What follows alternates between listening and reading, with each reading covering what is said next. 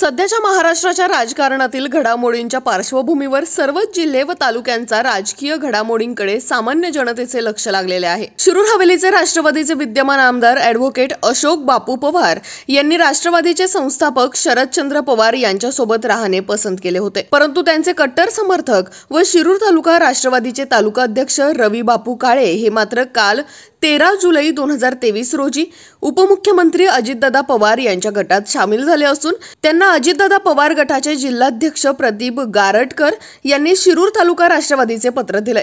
त्यामुळे या राजकीय घडामोडींमध्ये शिरूरचे एक बापू शरद पवार यांच्यासोबत तर दुसरे बापू अजित पवार यांच्या गटात गेल्याने कार्यकर्ते आता नेमके कुणाचा झेंडा हाती घेतील हे अजून निश्चित झालेले नसल्याने येत्या काही दिवसात हे चित्र देखील स्पष्ट होईल। याच पार्श्वभूमीवर राष्ट्रवादीचे तालुका अध्यक्ष रवी बापू काळे यांनी शिरूर येथे पत्रकार परिषद घेत अनेक मुद्द्यांना हात घातला। याच पत्रकार परिषदेचा प्रत्यक्ष आढावा घेतलाय आमचे विभागीय संपादक रवींद्र खुडे यांनी। पाहुयात। तर काल आमची जिल्हाध्यक्ष ज्यांची फेरनिवड झाली प्रदीपदादा गारटकर यांनी काल पुण्यामध्ये ठिकाणी उपस्थित होते।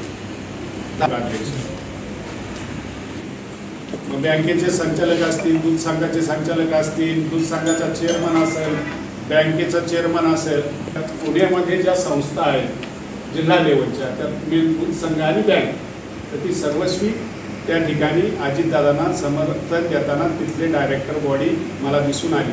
असेल कोणी जिल्हा परिषद सदस्य असेल, कोणी मार्केट कमिटीत असेल, अशा पद्धतीने तिथं बहुसंख्येने कार्यकर्ते उपस्थित होते आणि दादांनी ते कारण जयंत पाटील साहेबांनी गारटकर दादा अजितदादाच्या मेळाव्याला गेल्यामुळं गारटकर दादा जिल्हाध्यक्षाला बडतर्फ केलं। अशा पद्धतीचं त्यांनी पत्र फॅक्स केलं। अशा काही तारीख मुंबई योगिरीला बोलून तटकरे साहेबांनी दादाच्या गटाचे प्रदेशाध्यक्ष तटकरे साहेबांनी त्यांना ते पत्र दिलं आणि पत्र दिल्याचं स्थिर स्थावर झालं। आज मी अध्यक्ष झालो, मी भूमिका जाहीर केली, मला विपक्षाची बातमी खाली करू द्या ना। शिरूर शहरातल्या व्यक्ती नाही तुमच्याकडे नेमायचे म्हटले तुम्ही, मग ते तुमच्यासोबत नाहीत का?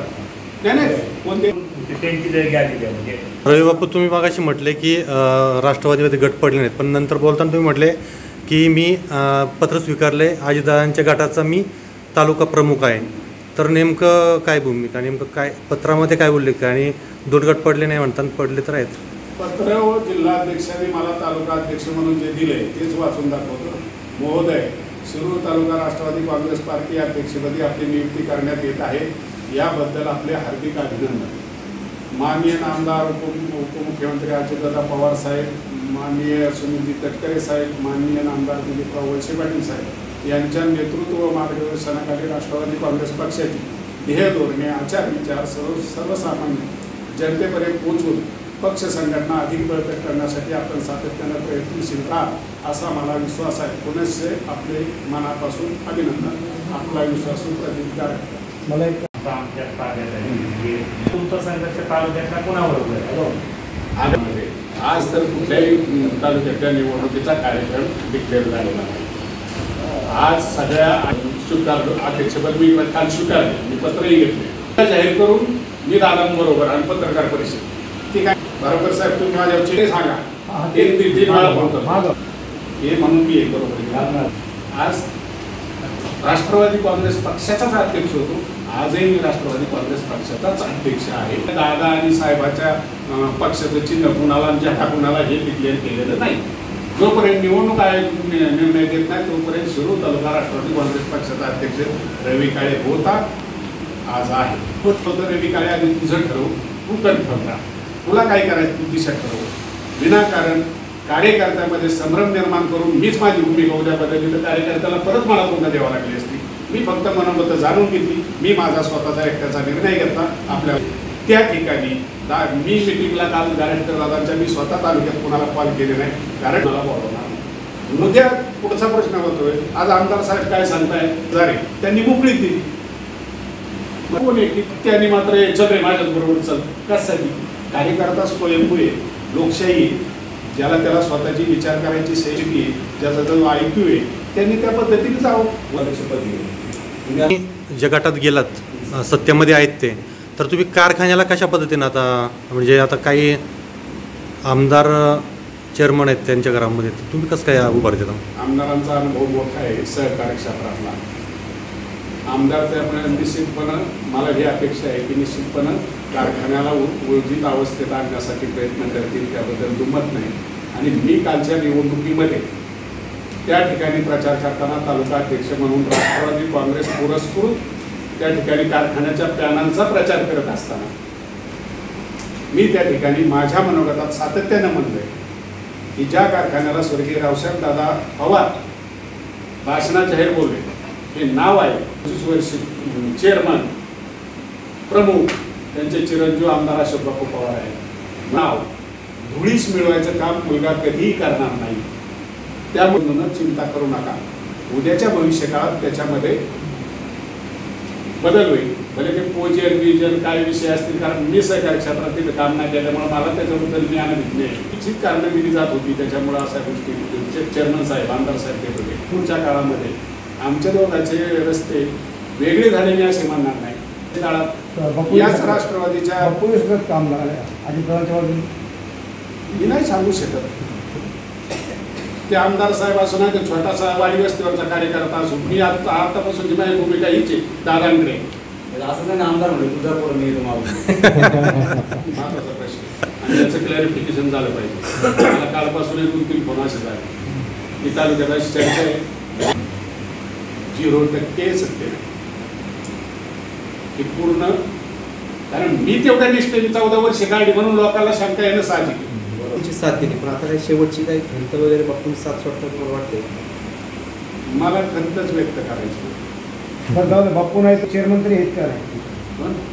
भाभी आणि चेअरमन म्हणजे ऋषीराज पदाधिकारी ते 2 महत्वाचे, एक जिल्हा परिषद सदस्य, एक कारखान्याचे चेअरमन. उत्तर मी देऊ शकत नाही. म्हणजे काही गोपनीय आहे काय? एक पत्नी आपण त्या जिल्हा परिषदेच्या कुटुंब आहे, माहिती सदस्य आहे. कुटुंब आहे आणि त्यांचे विचारू विचार शकत नाही म्हणतात. आम्हाला सांग काही आपले साहेबांच्या गळ्यातले काही समजा अजितदादांच्या बाजूने ज्यांची राजकीय जडणघडण पूर्ण आमदार साहेबांची अजितदादांनी केली ते पवार साहेबांच्या बाजूने, आणि अजितदादा अशोक बापूंचे ज्यांना कट्टर समजले जातात ते रवी बापू अजितदादांच्या बाजूने. हे सगळंच आम्हाला अनाकलनीय आहे. तर मला असं विचारायचं, तुम्ही आता सांगितलं बापू, तुम्ही पण बापू ते पण बापू, दादांची कामाची पद्धत, त्यांच्याबद्दलचा आदर आणि त्यांचे तालुक्यासाठी असलेलं का नाही कळलं? कळलं आणि त्यांना का कळलं नाही याच्यावरच विचार करत कदाचित त्यांना त्यांच्या पुढच्या राजकीय वाटचालीसाठी त्यांचा निर्णय योग्य वाटत असेल. कुणाचा निर्णय योग्य आहे आणि कुणाचा निर्णय अयोग्य आहे, आज त्याच्यावर बारोबर साहेब माझ्यासारख्या छोट्या कार्यकर्त्यांना भाकीत करणं मला उचित वाटत नाही. या प्रश्नाच्या अनुषंगाने मी प्रश्न विचारतो की समजा आता तुम्ही तालुका, तर मग तालुकाध्यक्षाला विधानसभेचं तिकीट मिळतं, तर तुम्हाला या गटातून काय डिक्लेअर केलं आहे का, शब्द दिला आहे का? मुळात मी माझ्या आयुष्यामध्ये राजकीय बदल काही स्थित्यंतर माहीत आहे. मी माझ्या स्वतःसाठी बदलासाठी कधीच स्थित्यंतर नाही केली. मला जे वाटलं डिसिजन घ्यायचा तो मी घेतला आणि तुमच्या माहिती पत्रकार मित्रांच्या माहितीसाठी सांगतो. मी 1997 साली वय वर्ष 27 होतं. नात्याच्या अपघाताच्या राजकारणानं अजितदादापासून बाजूला गेलो. वय 27 होतं, हे सगळे यांना ज्ञात. वय वर्ष 27 होतं. डिसिजन मेकर मी नव्हतो, मी एकदम युवा कार्यकर्ता होतो. त्या गोतावळ्याच्या राजकारणात फरफटत गेलो, पण त्याचं दुःख मी सहन केलेलं आहे. त्या गोष्टी मी बाबुराव पाचरणेंबरोबर काही काळ घालवला. बाबुराव पाचरणे आज हयात नाही, पण पाचरणे साहेब मला भाजपमध्ये गेल्यावर भाजपचं त्यांनी पोस्टाने मला पत्र पाठवलं होतं जिल्हा युवा मोर्चाचं. मी नम्रपूर्वक ते पत्र लिहून दिलं तिकडं की मला हे नको, मी बाबुराव पाचरणे कार्यकर्ता म्हणून काम करतो. मी अशोक पवारांबरोबर गेली 14 वर्षे. 14 वर्षामध्ये सुद्धा ज्यावेळेस बाबुरावांच्या बरोबर होतं त्यावेळेस अशोक बापूंचा मोबाईल नंबर मी डिलीट केला होता, आणि ज्यावेळेस मी अशोक बापू आलो बाबुराव पाचरणेंचा मोबाईल नंबर डिलीट केला, मी ठेवला नाही. एवढा इथिक्स पाळणारा मी कार्यकर्ता आहे. आणि कुठेही मी भ्रष्ट मार्गाने 1 रुपया खाल्ल्याला सिद्ध करा तुम्ही. मी कुठलीही शिक्षा बोलतो. 30 वर्ष समाजकारणात राजकारणात आहे आणि याला साक्षीदार माझ्या शिवशेजारचे की आगामी निवडणुका ज्या आहेत तालुक्यातल्या त्या आपण 39 गावात 60 गाव मिळून विधानसभा वगळता हे राष्ट्रवादी काँग्रेस पक्षाच्या बॅनर खाली लढवतो. चिन्ह नसेल तरी बॅनर खाली. जिल्हा परिषद पंचायत समितीला चिन्ह असतं, मार्केट कमिटी वस्फूर्त आपले बॅनर असतात.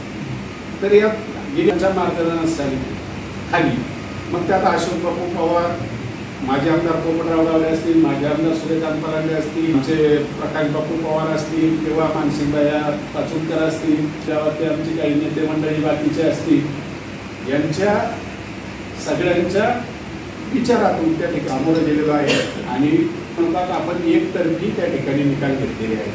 की माझ्या पदाधिकारी कार्यकर्त्यांच्या कष्टामुळे मी तालुका अध्यक्ष म्हणून यशस्वीपणे आतापर्यंत वाटचाल केली. कशा कारभार चालवलाय ते तेवढं त्याला त्याचा आवाखा असेल. मी कशासाठी त्यांच्यावर शंका निर्माण करू की म्हणून. आणि आपल्यासाठी दैवत आहे साहेब, आपल्यासाठी सगळ्यांचं म्हणजे आदराचं स्थान असलेलं नेतृत्व. तर मात्र निश्चित भविष्य काळानुसार बदलावलंच पाहिजे आणि परिवर्तन संसार नियम बदललं पाहिजे. विचारधारा नैतिक त्याला काही नव्हतं नाही. विचारधारा नैतिक तुम्ही म्हणता पवार साहेबांचं दैवत आहे. आज तुम्ही प्रत्येक भूमिका पवार साहेबांची बरोबर घेणार. नैतिक आज कारण पवार साहेबांचं जे आज बीजेपीच्या विरोधात तुमची पूर्ण भूमिका आहे, ठाम भूमिका आहे. मोदींच्या विरोधात असो किंवा कमी असो. आज तुम्ही म्हणता दैवत आहे. तुम्ही प्रत्येक भूमिका तुम्ही त्यांच्या विरोधात लढणार ना. पवार आणि जे काही तुम्ही करता लागता ते सगळं पवार साहेबांच्या विरोधात असणार. आज तुमच्या आजीदाला म्हणतात की आज आगामी काळात आपला जो काही संघर्ष आहे तो पुन्हा राहणार. म्हणजे मोठ्या पवारांच्या काँग्रेस बरोबर की बाकीचे विरोध. आकटिकचे विषय मला विचारणे तर मला राजकीय उंची मिळालेली नाही का. आज आमदार जे असते आज जरी तालुकाध्यक्ष फार महत्वाचे तर आज तुम्ही जे म्हणणार की पवार साहेब त्यावेळी तुम्ही म्हणल्यानंतर आज जर समजा तुम्ही स्थानिक स्वराज्य संस्था असू दे किंवा पुढच्या विधानसभा असू दे किंवा लोकसभा असू दे अध्यक्ष तुमची काही भूमिका घ्यायला ही सगळी पवार साहेबांच्या विरोधातच असणार आहे. पण लढायचं म्हणजे हा मला म्हणजे थोडंसं कळलं नाही. त्याला दैवत मानतोय ते मी पहिल्यापासून. मी अजितदादाबरोबर निर्णय घेतला आणि तिथं नैतिकतेचा प्रश्न निर्माण झाला असा तुमचा प्रश्न. मी सांगेल की आम्ही कार्यकर्ते दादांच्या पुढं राजकीय सामाजिक जीवनात आम्हाला फक्त दादा हाच चेहरा नाही. पवार साहेबांजवळ ह्या रवी काळेला जरी तालुक्याचा अध्यक्ष असला, पवार साहेब राष्ट्रीय अध्यक्ष असले, पवार साहेबांबरोबर जाऊन एखाद्या विषयावर बोलायचं भाग्य मला नाही वाटत. हा मी आमदार या संदर्भात काही बोलणी झाली म्हणजे दादांच्या पाठीमागे जाण्यासंदर्भात किंवा शरद पवार साहेबांच्या पाठीमागे या संदर्भात आमदार साहेबांची माझी चर्चा आमदार साहेबांनी मला बोलून घेतलं आणि आम्ही त्यांच्या घरी ठरावी आमदार साहेब असेल, त्यांच्यावरती भाजी असतील, त्यांचे मित्र उपस्थितीचे चौघ होतं. त्यांनी सगळी साधन चर्चा झाली. माझ्या भूमिका मांडल्या. दादांच्या गेल्याच्या नंतर तालुक्याच्या हितासाठी काय होऊ शकतं त्यातल्या ह्या भूमिका मी माझ्या बौद्धिक कुवतीप्रमाणे त्यांच्यासमोर मांडल्या.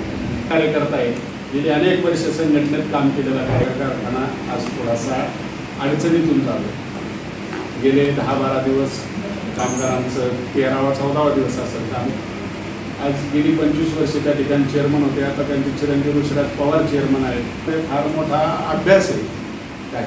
ते आमदार साहेबांना साथ देऊन कारखान्याचा कारभार गेली कित्येक वर्ष जनतेनेच त्यांना तिथे सभासद मायबापांनी पाठवलेले. त्याच्या संदर्भात मी कधी त्या कारखान्याचा संचालक झालेलो नाही. अशा काही पटीनं त्यांचा अनुभव त्या ठिकाणी जास्त आहे.